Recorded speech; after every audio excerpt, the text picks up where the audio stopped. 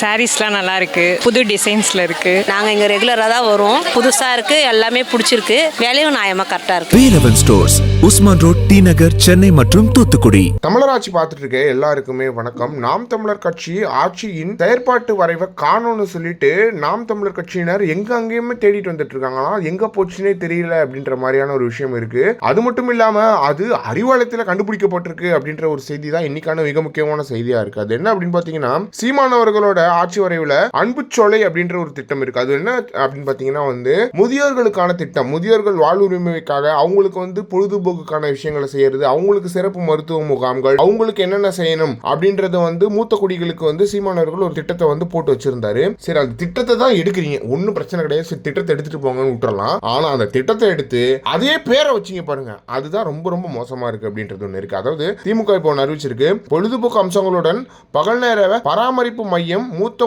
குடிகளுக்கு நல்வாழ்வுக்காக அன்புச்சோலை திட்டம் திருச்சியில் முதலமைச்சர் மு.க. ஸ்டாலின் இன்று தொடங்கி இருக்கிறார் அப்படின்றது ஒண்ணு செய்தியா இருக்கு. அதான் சீமானவர்கள் அவரோட ஆட்சி வரைவில் சொல்லியிருக்காரு. அந்த ஆட்சி வரைவை திருடி அதையே காப்பி பேஸ்ட் பண்றதுக்கு நீங்க எதுக்கு அரசியல் போகணும், சீமானவர்களை செஞ்சுட்டு போலாமே அப்படின்றது ஒன்று இருக்கு. எனவே சரி, அந்த நாம் தமிழர் கட்சி ஆட்சி வரைவை மட்டும் கொடுத்து விட்டுருங்க, ஏன்னா எங்களுக்கு தேவைப்படும்.